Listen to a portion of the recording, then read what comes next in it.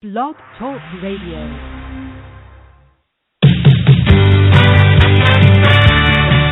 You're listening to Talent Culture's T-Chat Radio. The World of Work is live now on the radio with Megan M. Biro and Kevin W. Grossman, because middle initials count. Come down, turn the radio on. Take my hand, turn the radio on. Come on, my favorite song, baby. Let's dance, turn the radio on. Hello out there, everybody out there in Talent Culture T-Chat Show land. This is Wednesday, April 15th, tax day, ARG. And with you, as always, is Kevin W. Grossman and, of course, the lovely and talented Megan M. Biro. Megan, I'm looking at you digitally in the eye, but... I want to give you the eye. I'm going to give you the stink eye today because it's tax day, darn it. I know. Just on that note, yeah, indeed. I'm actually on... There's a couple of things going on. I'm actually on the East Coast for our last night show, really. So, I know, which is so weird. Like, we're only like, and this goes to the bigger point, and shout-outs to all you guys out there in Talent Culture T-Chat Show land. Kevin and I are literally right now 20 miles away from each other, and we are not sitting in the same room. What's wrong with this picture? It's just, it was one of those trips again that like a whirlwind, and I'm here, and but you know what? I'm with you in spirit, and again, very excited about tonight's show. Hey, let's do this real quick. By the way, I brought the weather with me because it's just been gorgeous out here, except for the rain yesterday. Oh my God. Today and Monday so far have Deliver been us. Yeah. Stellar. So, real quick, thank you to all of our friends and sponsors: Dice, Jibe, TalentWise, Hootsuite, IBM, CareerBuilder, PeopleFluent, JobBite, the Predictive Analytics World for Workforce, which was an event from a couple weeks ago that we sponsored and sponsored us, and then Social Analytics Partner, HR Marketer Insight, and of course a shout out to the Candidate Experience Awards, which we're huge supporters of. So listen, we've got a great guest tonight, a big guest, a legend in social media marketing. So let's get to the topic real quick, and then Megan can introduce him. So tonight, last week, for those of you keeping score at home, we talked about the adoption of social software for workforce collaboration, and that was with Shel Holtz. Great show.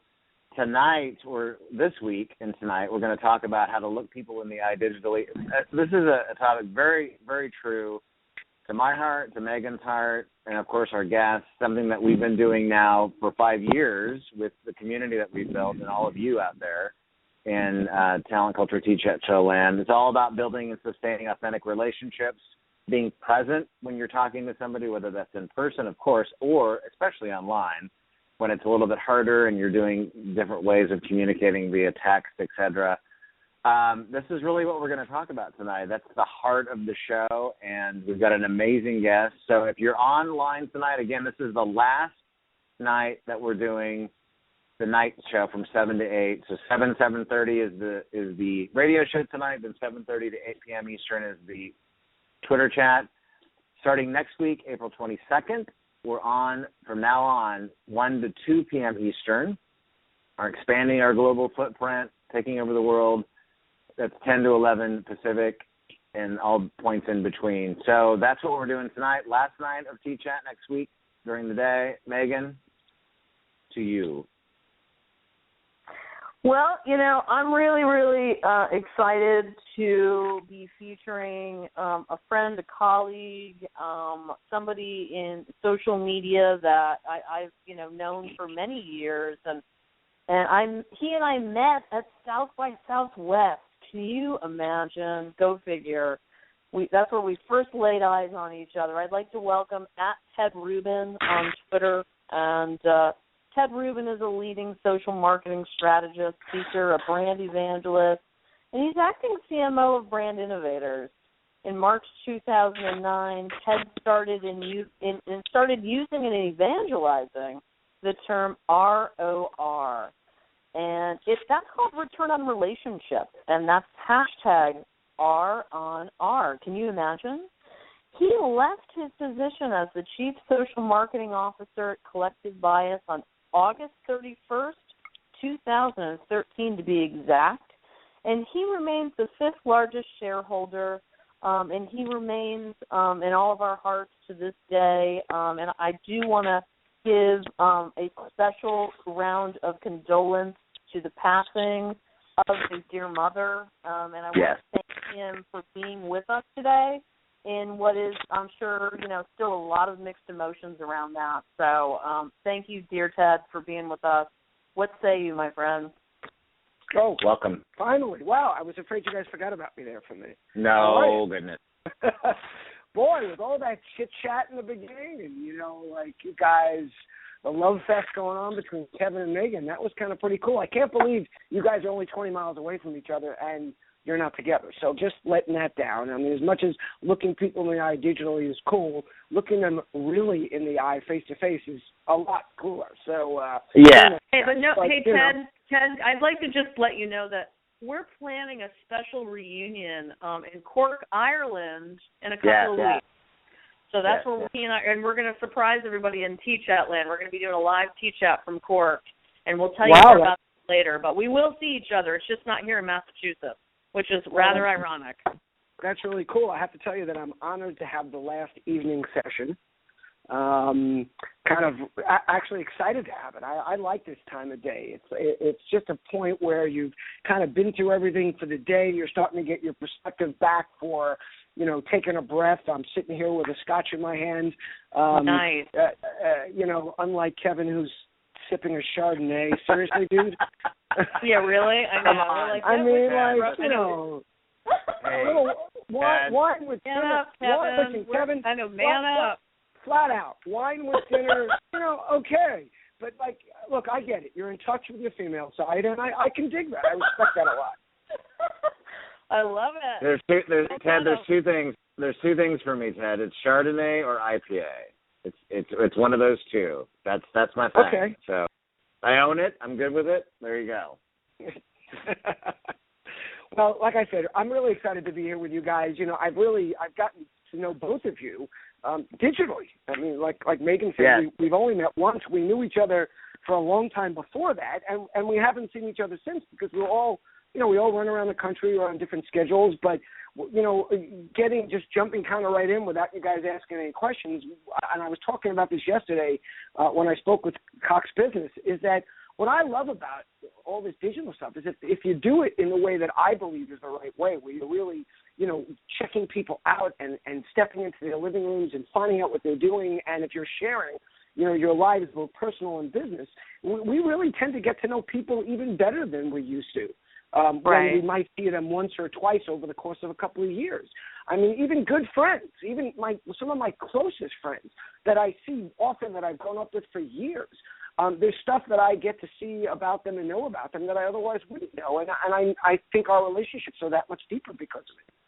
Agreed. Well, we agree with you. We're drinking the same Kool-Aid Scotch you are, Ted, on that one. Let me tell you. Well, I hear you, and I'm, like I said, I'm excited to be here. So, do you want me to just jump in and talk away? Well, yes. I think you guys probably have some questions. We do have some questions for you. So let's first tell us, give us a little bit more background. We highlighted a few things in the bio of you, of course, but like we did in the preview, just give us a kind of a quick overview of Ted and why you came to the return on relationship, as well as the whole idea around looking at each of us in the eye digitally. Tell us about that really quick first. Well, I'm 57 years old, so I'm not going to give you everything because we'll be here all day. But in recent times, I got involved in the digital world in 1997. I discovered the internet. I had relocated from New York after a career in investments. Was looking for something new. Discovered the internet. Read an article, which was an interview of Seth Godin, and said, I want to work for this guy. And at the end of the article, they asked if he had any job openings. He said no. He said, but he'll always hire a smart person. So I wrote him this thing that some of us, much of your audience might not even know what it is. It's called a letter. You use a What's pen that? with ink in it. What? What's that? And I included a copy of my resume. No, it wasn't a LinkedIn link. It was actually a paper resume, a CV of sorts. And I said, I'm your guy. And they also said they were desperate for salespeople or people that could sell something new because there wasn't anybody at the time at the time with experience selling these things. And I was fortunate enough to get hired by Seth, and there's some really great, funny stories around that, but I don't know if we have time for them, so we can save that for another interview. And I got involved in the digital world. I had moved up to New York. I had left my family in Florida to sell our house and my kids to finish preschool, and I made a terrible mistake of moving in with my in-laws, which proved out to be an incredibly good thing because it made me get out of the house every morning at 6 a.m. before anybody woke up. If your in-laws are like the Costanzas, you do not want to be around when they're around. And I was very fortunate because the good news was that Seth is an early riser, which I'm not. But I got out of the house early, and every day I was in this cavernous office in Irvington, New York, with Seth. We were the only two in there before anybody else arrived. And Seth liked to talk about all these theories he was coming up with. He coined the term permission marketing when I was there. He wrote the article for Fast Company, which became his first best-selling book. He started talking about how ideas spread, how important it is to speak directly to brands and not go through their agencies. And again, it all came around building relationships. And it was the beginning of my thinking towards this idea of return on relationship. And Yoyodan was bought by Yahoo in the end of 1998, and I moved through the digital world and Web 1.0 to a company called Bottle Rocket, which was a game maker, and then 800 Flowers.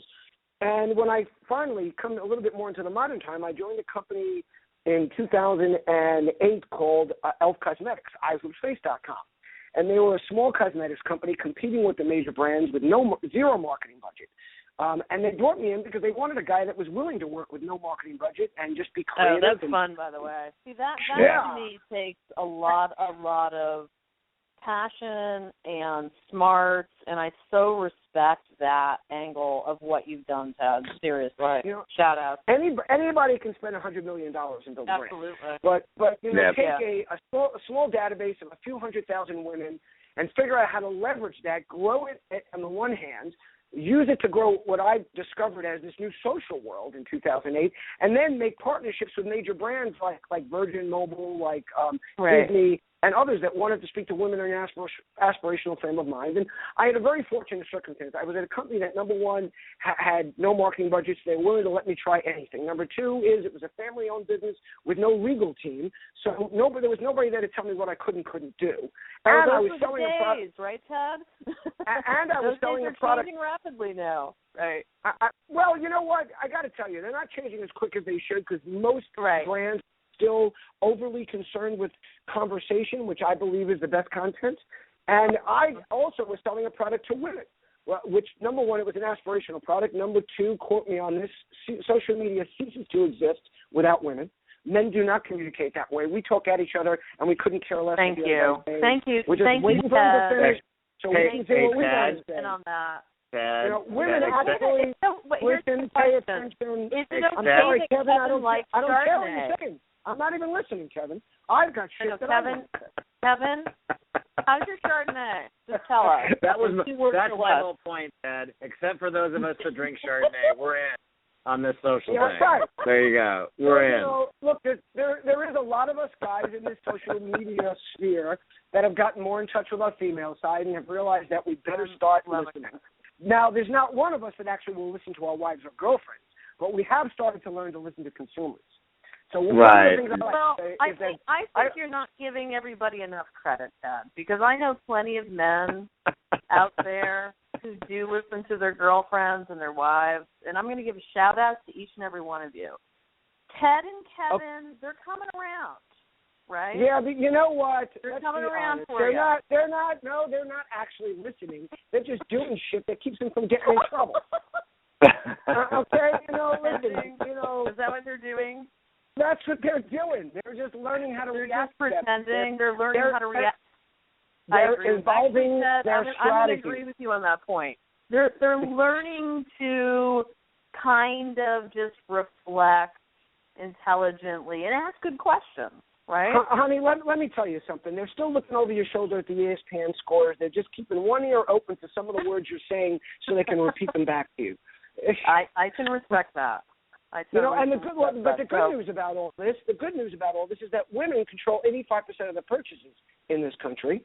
Therefore, they're really the ones brands want to be speaking to. And my personal opinion, that's a documented number of my studies. I believe the number's way beyond that because I believe out of Do you really? I do. Because I believe out of the other 15% that they're giving men credit for being able to make decisions, they're actually making those decisions to either make their wives happy, keep them from getting angry, or just to show that they're doing something that they ask them to do. So, wow. Hey, Ted. Wow, Ted. There's a couple of realizations. A, we're totally going down a rabbit hole that's going to get us all in hot water. It's beautiful. So here's the deal. That scotch is kicking in now. I can tell.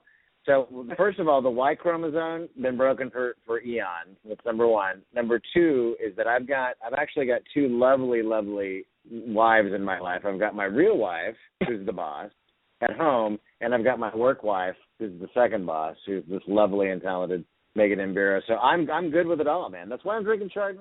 I'm good. Okay, it's all good. Well, I think maybe Ted, we should let's jump out of this rabbit hole. He's self-medicating to get through it, so I can but here's the point. But here's the point. Women know how to communicate. And you've heard the term "men are from Mars, women are from Venus." I have turned that into brands are from Mars, women are from and consumers are from Venus, and brands have to learn how to change the way they communicate. And part of that has to do with actually looking at people in the eye when you're communicating with them. And really, what does that mean digitally? It means looking at their profiles. It means going to their pages. It means stop worrying about algorithms that change so that less people are seeing the crappy ads that you used to throw up on Facebook but say they weren't ads, but they were, and think that anybody cared and that they weren't ignoring them. Except now the algorithms are actually a good thing because people are seeing content that they're actually interested in. And guess what? 100, not 2%, not 3%, not 5%, 100% of the people that go to your page see your content. Yes. Yeah. So if you're creating a relationship with them, if you're showing them you're interested, if you're going to their pages, oh my God, what a crazy concept. Actually go to the living rooms of our customers and see what they're talking about. Actually go to the people that follow us on Twitter, the people that like us on Facebook, and see what they're talking about. Wow, why would we want to do that? Why would we want to show any interest in what they're doing? We just want to keep advertising and get them to come to our pages. But guess what? If you put out valuable content, if you talk about things that they're interested in, they're going to seek you out the same way they do Megan's blog or my blog or anybody else's they go to. There's a reason people go to Seth Godin's blog every single day because he puts out valuable, bite-sized content that people can see and absorb quickly. Let me ask you something, Ted. Seth Godin versus Ted Rubin. How social is Seth Godin from your perspective, in your opinion? Seth is not social whatsoever, but Seth is very upfront and open about that. Seth doesn't pretend to be social. Seth will tell you flat out, I have no interest in socializing with you. I have no interest in talking to you, meeting with you, having coffee with you, having a meal with you. I don't even want to know you, and I will not allow you to comment on my blog because I am absolutely not interested in your opinion. Because Seth is not social. Seth is a brilliant, thought leader whose only interest is in telling people what he thinks.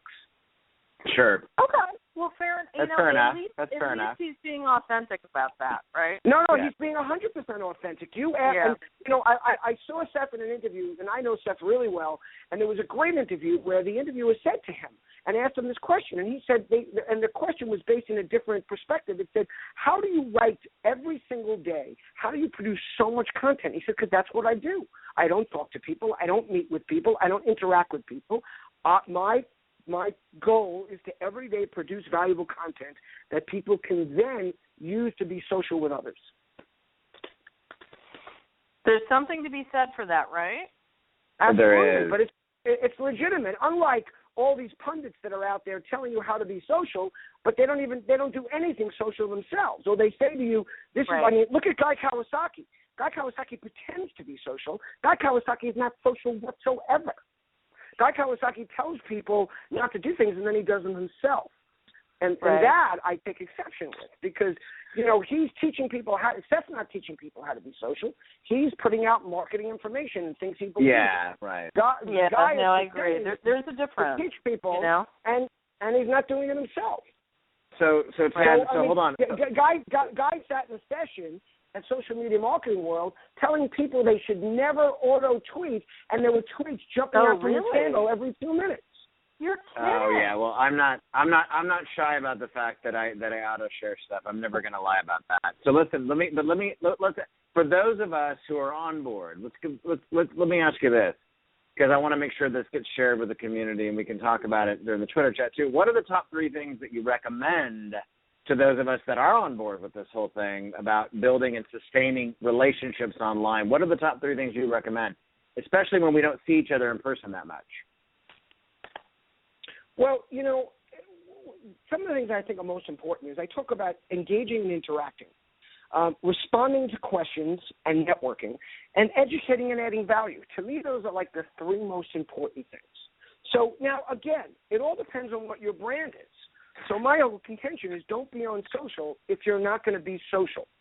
It's fine to buy ads on social. Buy ads on Facebook. I think they're really valuable. Measure them like you do any other type of ad buy, but don't consider that being social. Don't do a social campaign the way FedEx does probably 3 to 4 times a year. And by the way, they're usually really cool, smart campaigns that their agency comes up with.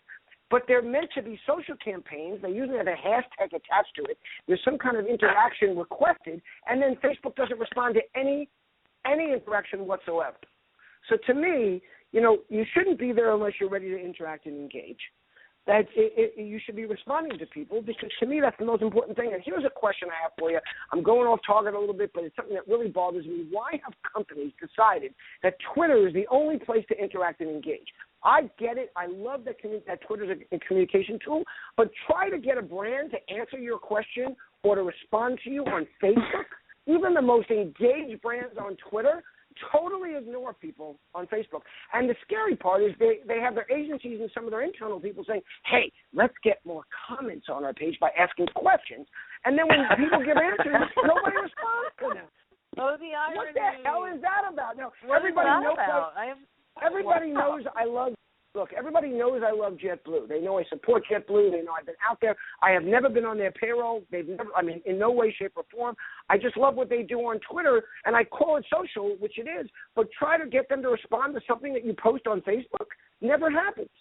And I can't even, and I know the team there really well. I know the CMO. I know the head of communications, and I can't get a straight answer on that when I say, guys, why do you just simply ignore people on Facebook? Now, I'm sure it's just a budget issue. Like there's only so many teams. Yeah, I was just going to say, it's got to be a budget issue. Because yeah, but I also how hard is it? I'm friends with the same people you are, Ted, at JetBlue, by the way.